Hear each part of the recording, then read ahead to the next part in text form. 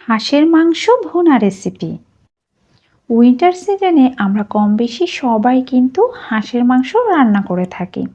আজকে আমি একদমই নতুন নিয়মে নারকেলের দুধ দিয়ে দারুণ মজা করে তৈরি করব হাঁসের মাংস। হাঁসের মাংসের যে অতিরিক্ত একটা স্মেল থাকে সেটিও দূর করার অনেক অনেক টিপস পেয়ে যাবেন। সেই সাথে নারকেলের দুধ আর লেবুর অসাধারণ ফ্লেভারে আপনার মন ভরিয়ে দিবে। চলুন তবে দেখে নিই আজকের রেসিপি। প্রথমে হাঁসের মাংসের তীব্র ফ্লেভার দূর করার জন্য হাঁসের মাংসের যে চামড়াটা থাকবে, এই চামড়াটা আগুনে হালকা করে ঝলসে নিতে হবে।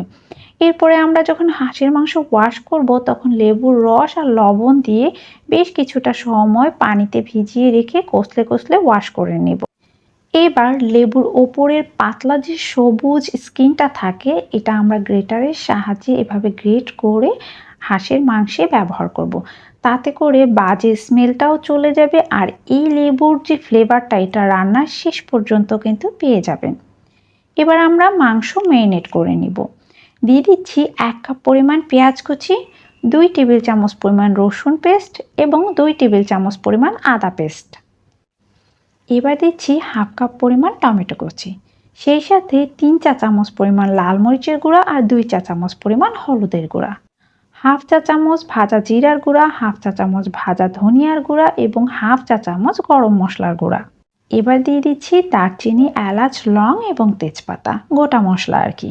এবার আমি 1/2 কাপ কাঁচা দুধের ভেতরে একটু লেবু চিপে রেখে দিয়েছিলাম, সেটা দিয়ে যে টক দইটা তৈরি হয়েছে এটাই আমি ব্যবহার করব।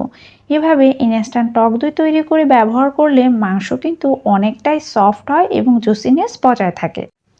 এবার দিয়ে দিব একটু ভরে ভরে 1 চামচের একটু বেশি লবণ আর দিয়ে দেব 1/4 কাপের মতন সয়াবিন তেল। যেহেতু হাঁসের মাংসের চামড়া থেকে অনেকটাই তেল বের হয় তাই আমি এখানে তেলের পরিমাণটা একটু কম দিয়েছি। এবার মশলাগুলোকে ভালো করে মাখিয়ে নেব আর এই মাংসটাকে 1 থেকে 2 ঘন্টা রেস্টে রাখবো। 2 ঘন্টা পর চলে এসেছে চুলায়, এবার এই মাংসটাকে রান্না করে নেব।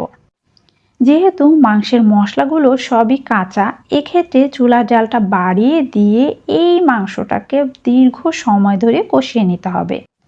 মশলাগুলো যেন খুব ভালোভাবে ভুনা হয়ে যায় এবং চুলার জালটা বাড়িয়ে দিয়ে বেশ কিছুটা সময় প্রায় 15-20 মিনিট কষিয়ে নিতে হবে। প্রায় 15 থেকে 20 মিনিট কষিয়ে নেওয়ার পর মাংসের পানিটা কিছুটা টেনে এসেছে, এটা আরও টেনে আসবে। আমরা আরও 10 থেকে 15 মিনিট এই মাংসটাকে কষিয়ে নেব।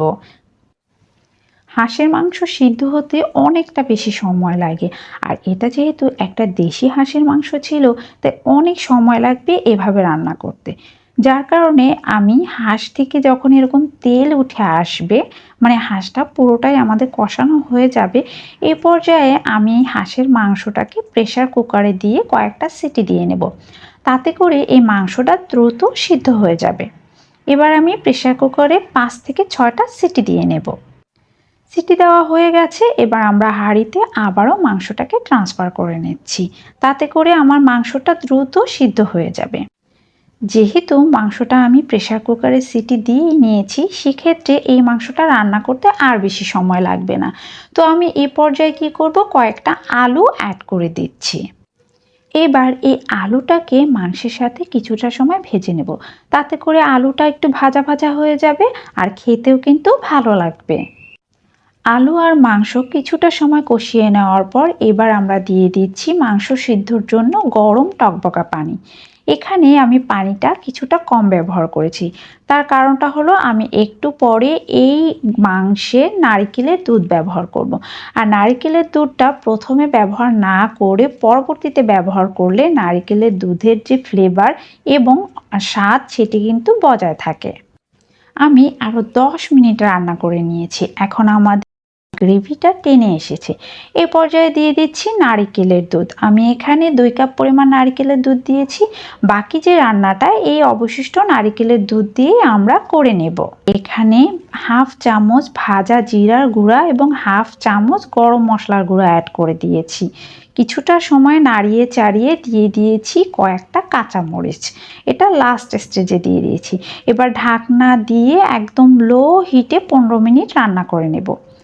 দেখা যাচ্ছে 5 থেকে 10 মিনিট পর আমি ঢাকনা তুলে দেখছি কিছুটা গ্রেভি এখনও রয়ে গেছে। এই গ্রেভিটা আরও কিছুটা টেনে যাবে, যেহেতু আমরা ভুনা করছি, তো টেনে আসা পর্যন্তই আমরা অপেক্ষা করব। আমাদের হাঁস রান্না কিন্তু একদমই কমপ্লিট, জাস্ট এই ঝোলটা টেনে গেলেই তুলে ফেলেছি। আর লাস্টে আমি একটু আদা কুচি দিয়ে দিয়েছি।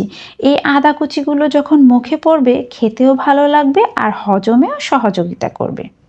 ব্যাস, তৈরি হয়ে গেছে আমাদের হাঁসের মাংস ভুনা।